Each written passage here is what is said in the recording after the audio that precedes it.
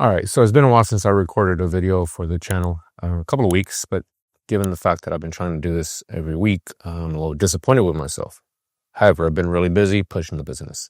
The point of this video is to share a story that I don't think is unique to me, but I think it's something that I definitely rolled with because I'm just weird that way. That's just the idea of being weird. I think as little boys, and little kids, we all have this weirdness to us. Everything is new, right? We want to do everything. We want to get into everything. And then we get older and all of a sudden some things aren't cool and some other things are. So, and in many instances, kids just go towards the cool stuff because that's where the people are at. And then there's weirdos like me. Always been that weird kid in my family. Weird kid in the neighborhood, weird kid in school, but not in a terrible way, just weird because I liked certain things. A lot of the things that now are pretty popular, they're part of pop culture now. I was a big fan of hip hop and art, hip hop rap, the rap culture in the 80s and 90s, late 80s when I was introduced to it through Run DMC, was it LL Cool J and 2 Live Crew. I bought bootlegs of them at a bazaar here in Oak Cliff, Dallas. But then in the 90s, I was a big hip hop head. Loved it, bought everything I could. We just loved the storytelling and kind of gave me some sense of direction and some anger and resentment at the world. Comic books were big for me as well. I was big into art. I wanted to be a comic book artist. In fact, I didn't even go to college because I was determined to be a comic book artist. But studied graphic design. But that's a whole nother thing that ended up leading me to the marketing space. The point is that I did these things because I just wanted to.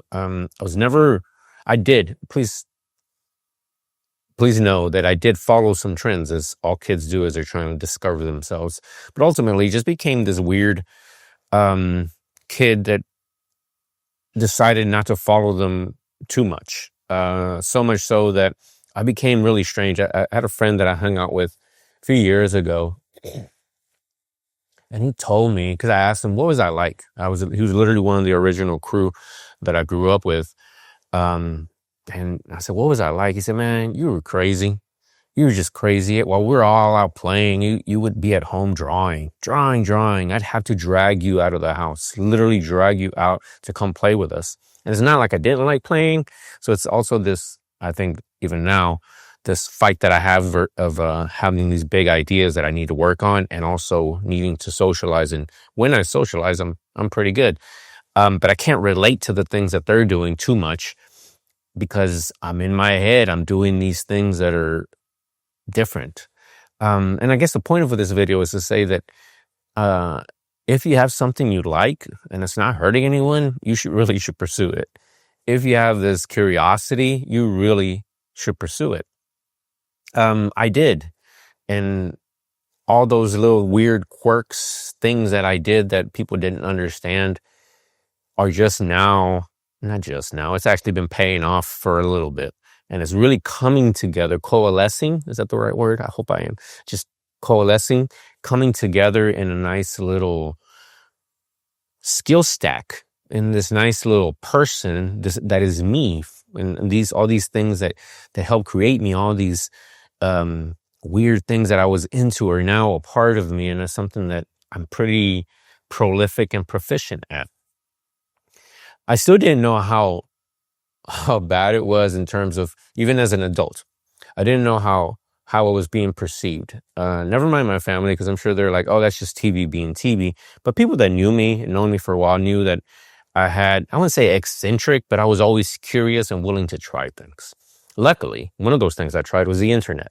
The internet and exploring this idea of creating business and creating a business that pretty much runs online, or that I do the work online. That was 2009.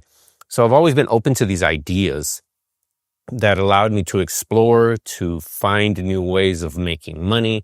So I started doing that in 2008 when I really started with my friend Brad, and we started our first online information company, information education. I forget what we used to call it, information.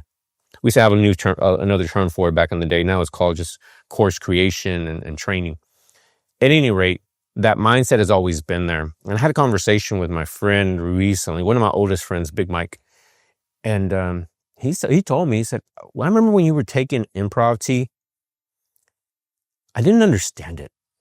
He's like, why? Why is he doing improv? What's that got to do with anything? And I started doing that as well in 2009, 2010. But I was just curious. I was curious about this idea of improv and how it can be used. How is it performed? I had no idea. I literally went into class. Everybody else in the class pretty much everyone else was trying to get into comedy or do storytelling, writing, and cinema or plays, skits, sketch comedy. They were all trying to do something. And then there's me. I was just like, I'm just here to have fun and learn this thing. So following my curiosity, felt awkward the whole time. And if you don't feel awkward and a little out of place at times, then you're probably not doing enough things to push yourself. But I did it. And I went off and on for years because of costs. It's a pretty long process to go through the various levels. But not till 2016 did I finally go all the way through. And I got my certificate in funny, as I like to say. And I think I'm pretty funny. I hear some of you. I think you're funny looking. Ha ha ha. But I know some of you said that in your head. But I did that and many other things. But back to my conversation with my buddy. Today's episode of Becoming Better Ancestors is brought to you by me.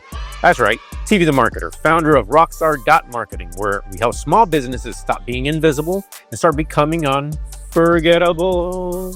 That's what you are. If you run a local business and you're tired of throwing money away on ads that don't work, or worse, trusting your cousin's friend who does marketing on the side, it's time to call in the pros. We do digital advertising, video marketing, AI integrations, and strategy that actually gets results. No fluff, no excuses, just ROI.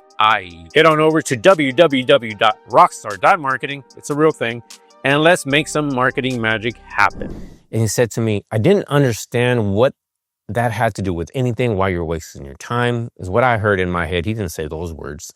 But I see it now, T. I see how it's important and it's helped create you and give you skills to become who you are, to be much more conversational and so forth and so on. I'm like, yeah, that's it. And I'll be honest, at the time, I didn't have any idea, but I knew that I was curious. I love learning stuff, and especially as it relates to communicating, to having a conversation, making a joke, lightening up the mood. I will say this, and I had another conversation with another friend of mine last week who was the individual that hired me and brought me into the training department at a corporate level. Quick context setting. Back in the day, I was in the grocery business for 18 years, 16 of which were in the grocery stores, managing. I was always in management. But he helped pull me out of the stores and put me into the training department, and I was a trainer. So over the course of that, I started taking NLP classes. That's where I met my friend Brad.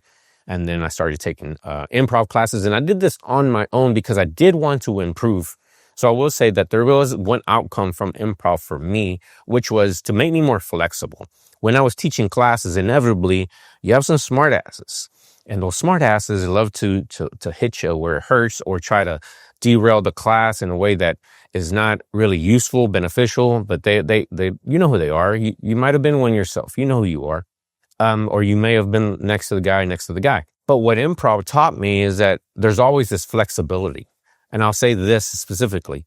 This is the biggest lesson that I got from it, is that at any given moment, you may think that you don't have a choice but to say the thing that comes to mind. People will say, well, like, I am who I am. You are. But the first thing that comes to mind is not necessarily the best thing. It's probably the most impulsive, but not the best thing. In fact, Del Close, the founder, one of the gods of the improv community and forefathers, I remember this stuck with me as well in regards to this idea and this lesson, which was your first thought is trash. The first thought is trash. Your second thought, not so much trash, but better. And your third thought, that's where the gold is. That's where you have something of some significance that can lead the scene along and push it into different different places. Because in improv, you're essentially creating a story in real time with fictional characters, fictional spaces. You might be on the moon and you don't even know it. But your first thought is trash, your second one is and your third one is golden. And what that ended up telling me is that at any given moment, you have a million things you can say to create a scene, to create a conversation, a more flexible conversation, one that can lead to much deeper understandings, or just funny. I mean, if you're doing improv, maybe it's just funny, but improv also teaches you not to go for funny, to play it natural, that the humor happens over time. So I needed those skills in my training classes. I needed to be able to feel more flexible, because my buddy gave me this compliment. He said I was one of the most natural trainers and teachers that he had ever met. And I've never trained. I just always in the stores, always at the retail level, and I had to manage people, but I've never trained. But there was something that I guess I brought to it. But I wanted to get better. So when I heard about improv, I followed that curiosity. And knowing that at least it could take that back to class. I wasn't going to be in any sketches. I wasn't going to be on TV, although I am TV. I was going to learn something that could benefit me. But to this day, improv is a vital part of my identity, just in the way that I think and process and try to pause before uttering my first thought. Not always successful. My girlfriend can attest to that. But it mattered, and it is important. And my buddy saying that to me meant a lot. He probably could write my biography when I die. He might have to fight my fiance, my wife, my future wife, in the writing of it. But he knows a lot about me, and he knew all the weird things I did. And that was just one of them. And for him to say that to me meant a lot, because it meant that he is seeing my master plan, which was just do things and figure it out later. Follow your curiosities. Be weird. Be okay being weird, because what is normal? Like it's a bunch of crap. And ultimately, you end up being this unique individual and not someone else. Everything about me is an effort to just express myself as truthfully as I can. And I think it served me my entire life. It served me in the relationships that I've built. It served me in the relationships that I will build into the future. And I know myself. And I'm cool being that weird dude. I mean, I don't treat people terribly by being weird. I'm just the strange one that does things differently. And once you get to a certain age anyways, you're definitely going to have some insights that now combined with your weirdness are going to make you incredibly valuable. And if nothing else, you're going to have some great conversations, because people are going to be so interested in figuring out who the hell you are. And those are fun. So be weird. Follow your curiosities, man, because even if there's no money behind it right away, it doesn't matter. It's going to help create a newer, more richer version of you. And I can't imagine a world where that's not of benefit and of value to the world, to the people around you. So until next time, we renamed the podcast, and I'm sorry, Becoming Better Ancestors. Thank you for tuning in to the Becoming Better Ancestors show. I'm TV. And until next time, have a great day, and we will talk soon. Bye. Go be weird.